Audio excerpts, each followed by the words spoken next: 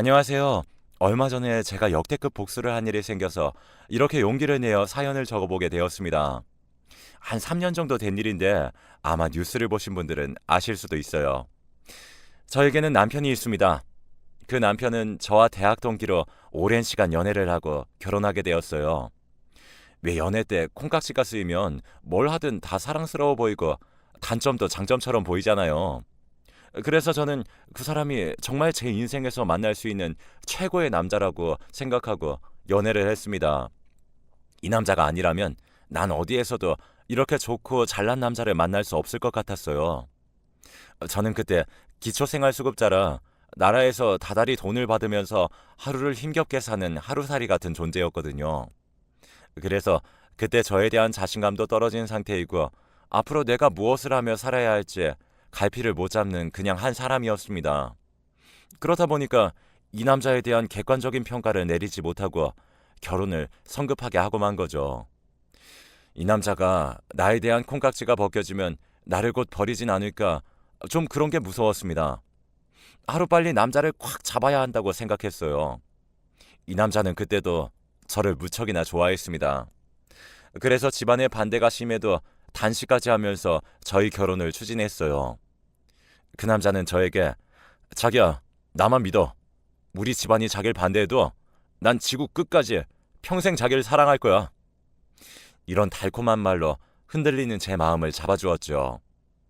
실제로 시댁에서는 저희 집안을 보고 아니, 기초생활 수급자로 나랏돈 받아먹는 애랑 너는 왜 결혼을 하니? 우리 집안이 나랏돈 받아먹는 애랑 왜 결혼을 하냐고. 우리 집안이 매년 내는 세금이 얼마나 대단하게 많은데 넌 그것도 모르고 그런 애를 만나니? 우리랑 비슷한 세금 내는 애랑 결혼을 해야지. 이게 뭐 하는 거냐? 장난 아니? 하면서 막 나무랐습니다. 사실 제가 어렵게 큰 건 맞거든요. 아버지가 저 3살 때 공사 현장에서 돌아가시고 그때부터 집안의 가장이 되어버린 어머니는 건물 청소를 하시면서 저를 키웠습니다. 여름에는 그 찜통에도 2평도 채 안 되는 곳에서 김치에 밥을 먹었고 겨울엔 손이 부르터도 찬물에 걸레를 빨면서 그렇게 돈을 버셨어요. 그럼에도 불구하고 가난을 벗어나긴 힘들더라고요.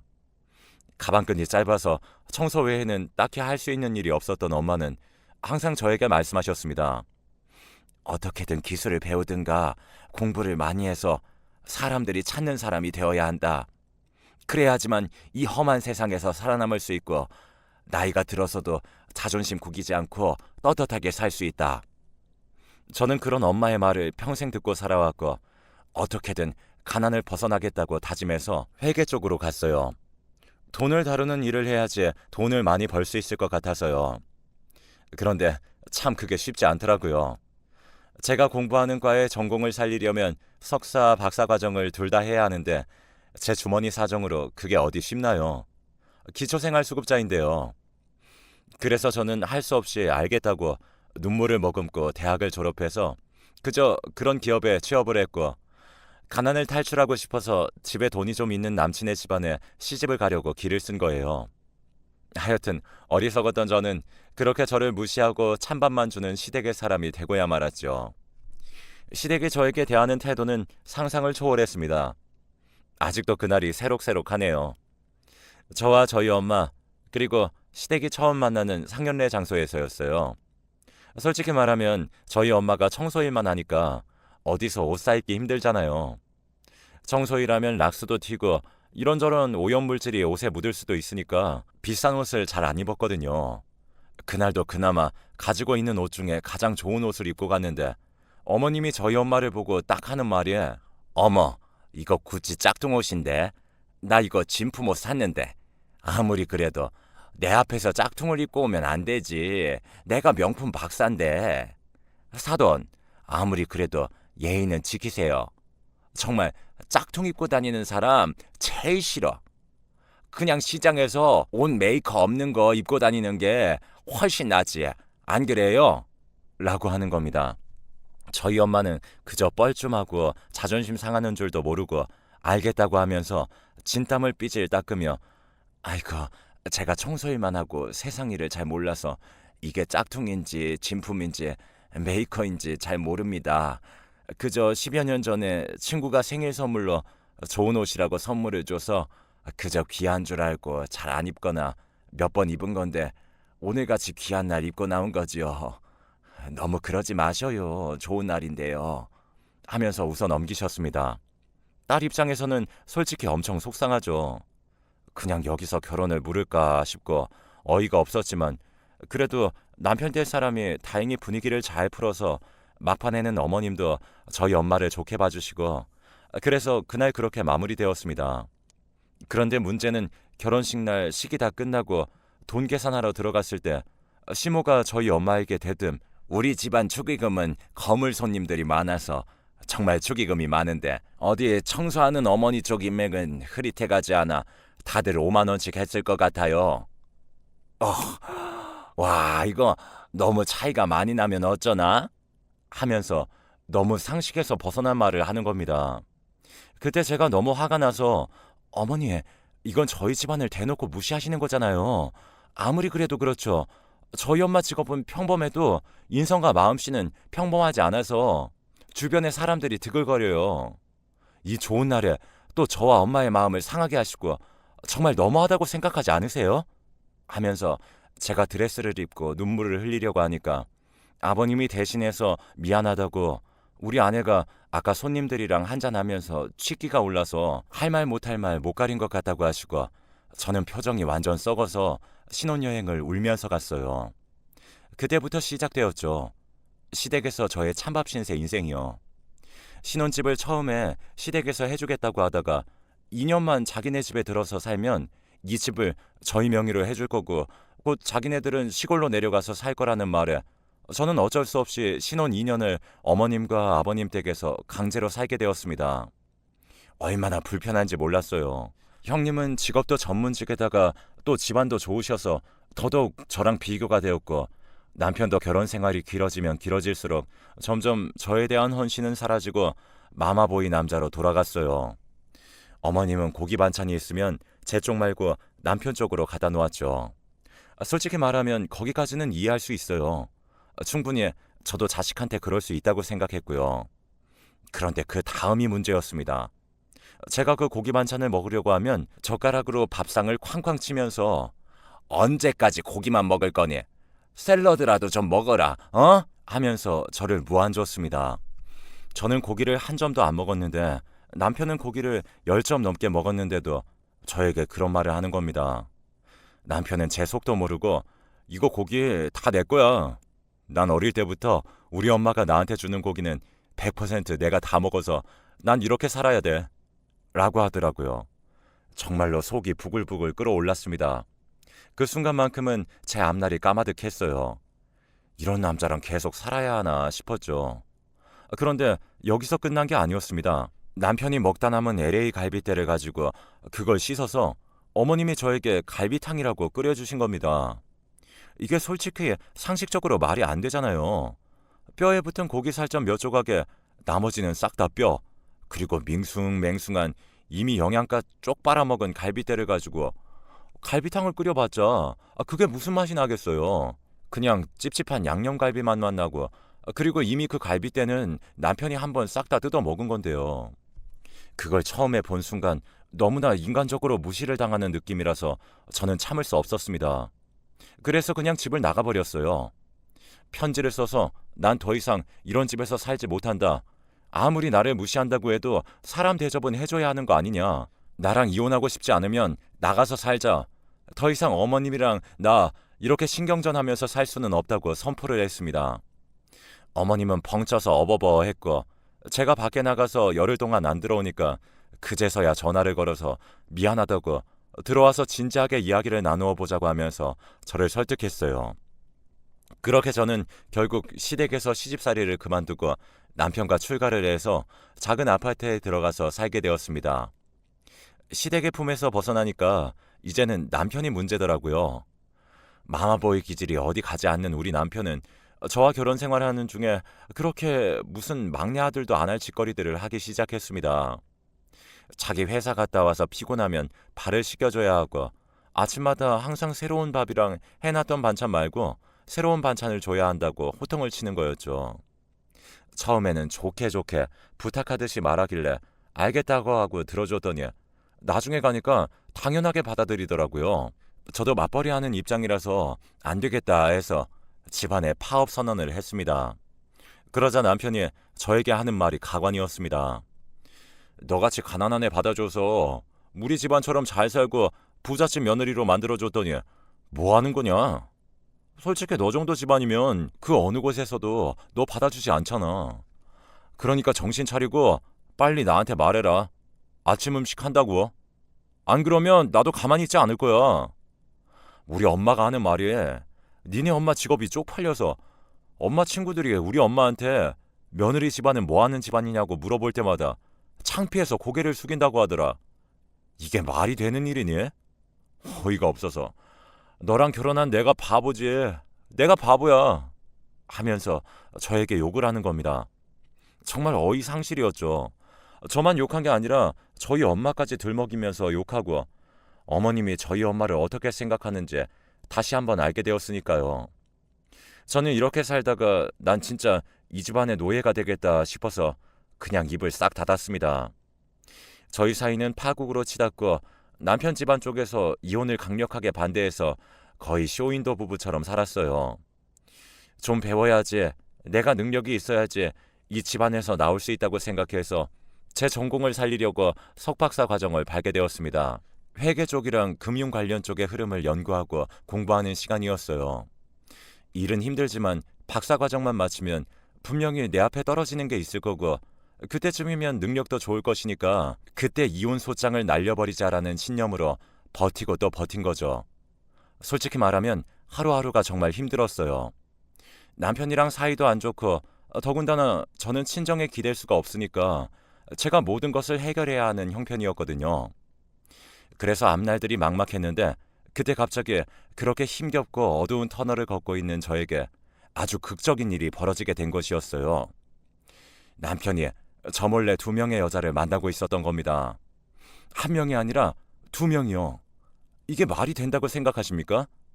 자기 결혼 사실을 쏙 숨기고 띠동갑인 어느 여대생과 사귀고 있었던 거였어요. 갑자기 남편의 핸드폰에 지연이라는 이름의 카톡이 딱 뜨더군요. 오빠, 텔레그램 좀 보라고요. 텔레그램은 수신자, 발신자를 추적할 수 없는 러시아에서 만든 메신저 프로그램이에요. 보통 숨겨야 할 일이 있는 불륜 남녀들이 범죄에 쓰이는 통신 어플입니다. 뭔가 쎄한 느낌을 받은 저는 바로 남편이 샤워를 하고 있을 때 핸드폰 어플을 뒤지게 되었고 거기서 텔레그램을 발견했어요. 거기에 2명의 여성과 달콤한 이야기를 나누는 게 보였죠. 그런데 웃긴 게 월급쟁이 남편 집안에 돈이 많긴 해도 실제로 현금은 별로 없다는 걸 제가 알고 있거든요. 그런데 돈이 어디서 난 것인지 그 여자들한테 샤넬이랑 디올 같은 500만 원이 훌쩍 넘는 그런 가방들을 10개 넘게 뿌린 겁니다. 솔직히 말이 안 되잖아요. 일반인이 그렇게 비싼 가방을 10개를 어떻게 사고 그거를 무슨 껌 부리듯이 불륜하는 여자들한테 준다는 게요. 저는 아무리 생각하면 할수록 이거는 아니라고 생각을 했고 점점 의심이 들기 시작했습니다. 이 남자 나 몰래 뭔가를 하고 있구나. 내가 모르는 뭔가가 이 남자한테 있구나. 이거 정말로 큰일 났다 하고요. 그때부터 저는 남편의 뒤를 캐기 시작했습니다. 일단 불륜은 둘째치고 이렇게 돈을 흥청망청 쓰는 행방을 알아야 했어요. 제가 아무래도 전공이 금융이다 보니 돈의 흐름을 추적하는 일이고 박사과정 끝나면 은행권이나 정부자금 추적하는 일을 할 수 있는 자리에 들어가는 걸 고려하고 있었거든요. 그래서 저는 남편이 자는 사이에 통장이나 이런 것들을 싹 다 뒤지고 제가 할 수 있는 모든 것을 동원해서 이 돈의 출처를 찾아냈습니다. 그때 저는 정말 몰랐던 남편의 돈의 출처를 알게 되었어요.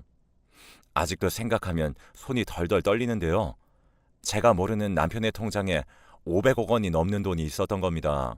10차례가 넘게 나눠서 들어온 돈이었고 전부 다 해외를 거쳐서 들어오거나 차명 계좌 같은 걸로 들어온 것이었어요. 저는 이게 분명히 잘못된 일이라는 걸 직감적으로 느낄 수 있었고 이거 잘만 하면 남편에게 잊을 수 없는 엄청난 복수를 할 수 있겠다 생각한 거죠. 그동안 나를 개무시하고 시댁을 동원해서 날 사람 취급도 안 했는데 이제는 내가 당신들을 사람 취급 안 하게 해준다고요. 아무래도 가장 중요한 건 이 돈이 그대로 보존이 되어야 하고 신고를 했을 때 그대로 찾을 수 있게 행방을 전부 다 아는 게 포인트였어요. 남편의 주민번호, 핸드폰 번호, 그리고 인증을 통해서 저는 남편이 그동안 스위스 은행에 수천만 원을 꾸준히 보내고 있다는 걸 알았습니다. 뭔가 범죄에 연루되어서 이렇게 큰 돈을 지금 가지고 있는 것이고 이걸로 20대 여자들을 현혹해서 만나고 있는 거라고 저는 확신을 했죠. 500억 원이라는 거금의 출처는 어디서 이걸 내가 어떻게 해결해야 할까 고민을 하던 중에 저는 결국 지도 교수님에게 이 모든 것을 털어놓게 되었고 지도 교수님은 이거 보통 일이 아니라고 이번에 횡령 사건 중에 차명 계좌로 사라진 돈이라고 추정되는 수백억 원 상당의 돈을 찾는 수사가 시작되었는데 이 사건이 당신 남편 일이랑 관련이 되어 있는지 봐야 할 것 같다고 하더라고요. 저는 순간 온몸에 소름이 돋았습니다. 뭔가 큰 사건에 깊숙이 관여되어 있는 게 맞는 것 같았어요. 그래서 저는 남편 몰래 시댁에 가서 그 장롱 안에 있는 아버님 사업 관련 서류를 싹 다 복사했고 도대체 시댁이 어떤 일을 하길래 이렇게 돈이 많은 것인지 알아보게 되었죠. 그 과정에서 제가 엄청난 걸 알게 되었습니다. 아버님은 항상 해외에 자주 나갈 일이 많으셨어요. 주로 필리핀이나 동남아에 가셨거든요. 컴퓨터 공학을 전공한 아버님은 그 나라에서 통신 관련 사업을 하신다고 했어요. 그런데 알고 보니까 그게 통신 사업이 아니라 사기꾼 조직들한테 통신 관련 추적을 방해하게 하고 그 대가로 돈을 받는 일을 하신 겁니다. 흔히들 들으시는 보이스피싱 그리고 각종 해외에서 일어나는 인터넷 범죄 이런 조직들을 아버님이 뒤에서 봐주신 겁니다. 그래서 그렇게 무슨 일을 하시는지 자세히 설명은 안 하시고 숨기곤 하셨던 거죠. 저는 대충 가닥이 잡혔습니다. 남편의 통장에 들어가 있는 돈은 아버님이 그 조직을 이용해 번 불법적인 돈이고 거기서 자기가 아는 회사에 돈을 횡령해서 다른 사람의 명의로 이곳저곳 여러 번 옮긴 다음에 세탁을 한 거구나. 그래서 남편이 스위스로 돈을 계속 보낸 다음에 다른 사람 명의로 한국에 들여오고 이걸 원화로 바꾸어서 자기 통장에 넣어둔 거구나 하는 것을 알 수 있었죠. 그러니까 그 어마어마한 돈이 남의 눈에서 피땀 흘리게 해서 번 돈이라는 것이었습니다. 정말로 시댁이 악랄한 것은 알고 있었지만 그래도 정말 이 정도일 줄은 상상도 못했어요. 아무리 그래도 이렇게 범죄로 돈을 버는 건 정말로 아니잖아요. 그것도 한두 푼이 아니고 이게 얼마나 큰 돈인데요. 저는 결국에 이건 절대 아니다라고 생각해서 시댁에 갔습니다. 그리고 딱 말했어요. 저요, 다 알고 있습니다. 아무리 그래도 지금이라도 자수하시고 횡령하고 범죄로 번 돈은 전부 다 환수당하셔야 할 것 같아요. 이렇게 더럽게 번 돈으로 그동안 저와 엄마를 그렇게 무시한 거였어요. 차라리 청소일같이 노동해서 번 돈이 훨씬 더 깔끔하고 떳떳하네요. 나 참 아무리 해도 그렇지 이런 식으로 돈 버는 사람들은 태어나서 정말 처음 봤습니다. 부잣집에 시집가서 콩고물이라도 받아먹어야지 생각한 제가 너무나 바보 같고 한심하고 미련스러웠네요. 제가 신고할까요? 아니면 먼저 경찰에 가서 자수하실래요? 빨리 결정하세요. 저도 인내심이 그리 큰 편은 아니라서요. 오랜 시간 기다려줄 수 없습니다. 라고 말하니까 시댁은 깜짝 놀라더니 아니 무슨 소리를 하는 거냐고. 네가 오해를 해도 너무나도 단단히 오해를 한 것 같다고 우리 집안 사람들은 그런 사람들이 아니라고 하면서 해명을 하더라고요. 저는 더더욱 어이가 없었죠. 아니긴 뭐가 아니야 맞는데 하면서 혀를 끌끌 찾고 경찰서에 전화하는 신용을 하니까 저를 그렇게 무시했던 시모가 무릎을 꿇고는 제발 비밀로 해달라고 손이 발이 되도록 싹싹 빌더라고요. 양념게장 먹다 남은 그 껍질로 아깝다고 저한테 매운 꽃게찌개 끓여주시고 지 아들이 먹다 남은 살이 조금 붙어있는 갈비를 가지고 탕을 끓여주면서 그렇게 생색을 내던 사람이 이제 와서 약점을 잡히니 비굴하게 싹싹 비는 모습이 너무나도 보기 싫었습니다. 무슨 세상에 이렇게 소름 돋게 두 얼굴을 가지고 있는 사람이 있을까 싶었어요. 저는 하나도 흔들리지 않았습니다. 빨리 자수해서 벌 받고 오시라고 했죠. 그러자 아버님은 네가 뭔데 우리 집 일에 관여를 해서 풍비박살을 내려고 하냐고 아주 여자 한 명 집안에 잘못 들였더니 집안 뿌리가 흔들리게 생겼다고 하면서 제 뺨을 때리려고 하시더라고요. 저는 정말 순간 직감적으로 바로 아버님의 손을 피했고, 하마터면 맞을 뻔한 저는 이건 아니다라는 생각에 바로 시댁을 나왔습니다. 아버님은 끝까지 저에게 욕을 하면서 조금이라도 입을 열면 내가 가만히 안 두겠다고 하면서 쫓아왔죠. 그 모습을 보니까 더욱더 고소를 해버리고 싶더라고요. 결국 전 지도 교수님과 함께 아는 형사님을 통해서 이번 사건을 어떻게 해결하고 고소하고 고발할지에 대해 이야기를 나누었고, 결국 세상에 이 일이 알려지게 되었어요. 시가가 횡령으로 차명 계좌에 빼돌린 돈을 며느리가 금융 추적해서 알아냈고 사법당국에 고발했다는 이야기가요.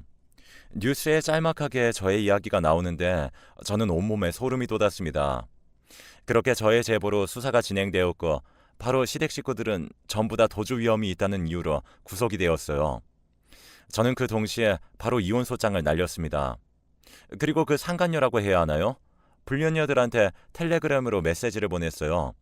지금 뉴스 검색하면 니네가 돈 보고 만난 남자의 실체가 나올 거라고. 네가 그 남자가 결혼한 것을 안 상태에서 불륜을 하면 내가 니네들 상간녀 소송할 텐데, 너네도 그게 아니니까 이번엔 그냥 넘어갈 거라고 확실히 알아두라고 하면서 호통을 쳤습니다. 그 아이들도 어리니까 그저 남편의 겉이 화려한 모습을 보고 해볼래 해서 넘어가게 된 것이겠죠. 가방 몇 개 사주고 총각 행세하니까 백마탄 왕자님처럼 보인 거고 그렇게 놀아난 거였습니다. 그 아이들이 불쌍하면서 한편으론 밉기도 했어요. 하여튼 그 상간녀들이 아니었다면 저는 남편이 저 몰래 벌이는 일들을 알지 못했을 거고, 박사과정이 끝나갈 때까지 입 꾹 닫고 참으면서 살다가 화병이 났을 수도 있었겠죠. 하여튼 그렇게 고발당한 남편과 아버님은 직접적인 범죄 연루로 인해서 징역형을 받게 되었어요. 그런데 여러분 아시잖아요. 우리나라 그렇게 형이 센 게 아니라는 것을요. 50억 원 이상의 횡령이나 범죄 수익이 발생했을 때 특검법이라고 해서 최소 5년에서 무기징역까지 가능한데, 그런데도 불구하고 제가 만족할 만큼의 형이 나오지 않았습니다. 그런데 웃긴 게 그들은 감방에 있으면서도 정신을 못 차리고 저에게 협박성 편지를 보냈습니다. 자기네들이 감옥에서 나가면 며느리인 너부터 복수할 거라고, 절대로 너를 용서하지 않을 거라고 하면서요. 저는 그걸 보면서 코웃음만 쳤습니다. 그리고 말해줬어요. 과연 내가 위험할지 당신들이 위험할지는 두고 보자고. 지금 당신들 때문에 피해본 피해자들이 당신들 형기 끝나면 복수할 생각하느라 온몸을 부르르 떨고 있고 잠을 잘 수가 없다고 똑똑히 생각하고 판단하라고 했습니다. 그렇게 말하니까 입도 뻥끗 못하더라고요. 돈 관련 문제에 있어서 사람들이 전보다 예민하고 막 일을 드러내고 공격하니까 자기네들도 출소하고 나면 피해자들한테 보복당할 수 있다는 마음에 안절부절 못하게 된 것이죠. 하여튼 그렇게 전 남편과 시아버지는 감옥에 들어가게 되었어요. 일부 돈을 제외한 대부분의 돈이 환수가 가능하게 되었죠. 제가 석사, 박사 과정 때 배운 지식과 또 스위스 은행으로 흘러갔던 돈에 대한 추적을 끝까지 하고, 남편이 사람들 몰래 범죄 수익금 숨기려고 공범들과 나눈 모든 대화들을 제가 확보했기 때문에 가능했던 일이었습니다. 이 사실을 알고 있는 일부 사람들은 저에게 덕분에 정말로 감사하다고 말을 할 정도였어요. 제가 큰일을 한 것은 아닌데 그래도 도움이 되어서 뿌듯했죠. 이 덕분인지 지도 교수님이 저에게 정말로 대한민국에 꼭 필요한 인재이고, 추적 관련한 일도 너무나 월등하게 현직에 있는 사람들보다 더 잘하는 것 같다고 칭찬하시면서 저런만 하면 바로 억대의 연봉을 받을 수 있는 회사와 연결시켜주겠다고 하셨습니다. 제 인생의 고민이었던 취업이라는 문제가 해결되니까 하늘을 날아갈 것처럼 정말로 기쁘더라고요. 엄마도 이 사실을 알고 정말 좋아하셨는데, 제가 워낙에 큰일을 했다 보니까 신변에 이상이 생길까봐 걱정이 많으세요. 저는 그래서 나 진짜 아무도 나 못 건드려. 전 남편과 전 시아버님은 입만 살고 워낙에 겁이 많아서 출소해도 절대 나 못 건드려 라고 했습니다.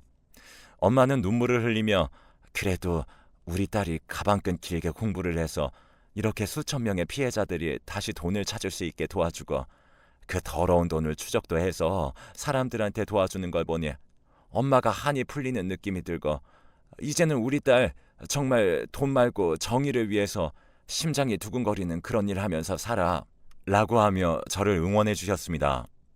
제 사건을 아는 거기 청소 아주머니 아저씨들이 전부 다 대단하다고 난리가 나셨대요. 딸 정말로 잘 키웠다고 하면서요. 저를 그렇게 좋게 봐주시니까 저는 그저 고마울 뿐이었죠. 도와주셨던 형사님도 진짜 큰 건 했다고 시민상을 받아야 할 정도라고 해주시고 여러모로 힘들었던 결혼 생활과 추적 과정에 보상받은 듯한 기분이 들었습니다. 누구를 도우려고 했던 일보다는 남편에게 복수하려고 집중해서 한 일이 이렇게 큰 나비 효과를 일으킬 줄은 꿈에도 몰랐네요.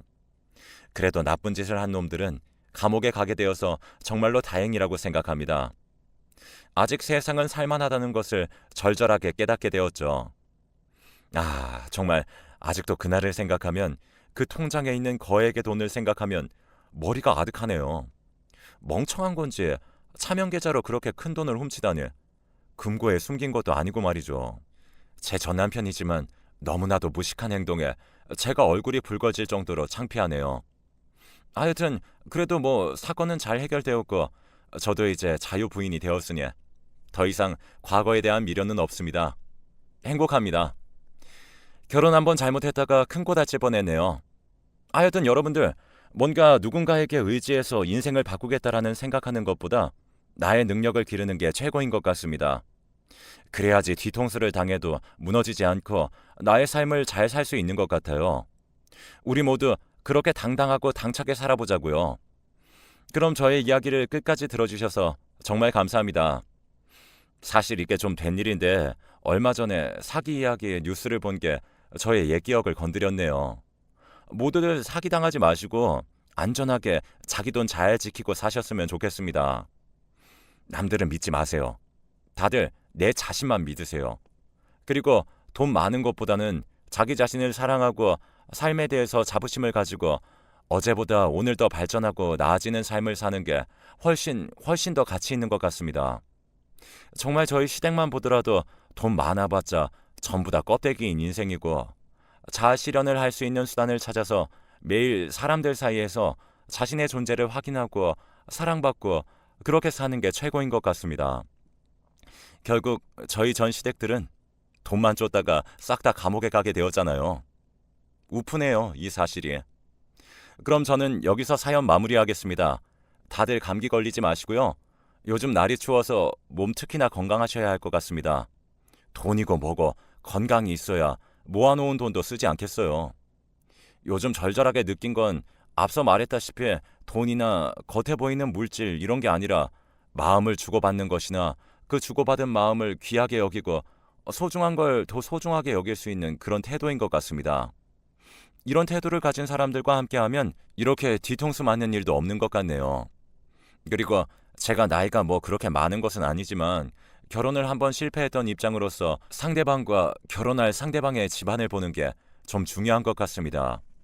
부자이거나 이런 걸 보는 게 아니라 그 부모님이 싸울 때 어떻게 싸우시는지, 부모님과의 사이, 부모님이 자식에게 대하는 태도 이런 걸 꼼꼼히 따지시는 게 가장 중요한 일인 것 같네요. 그럼 저의 이야기 들어주셔서 정말 감사합니다. 오늘도 좋은 하루 되시길 바라고요. 앞으로 2022년 새해 복 많이 받으시고 힘드셨던 분들 새해 복 더 받으세요. 그럼 전 여기서 마무리하겠습니다. 속이 다 시원하네요.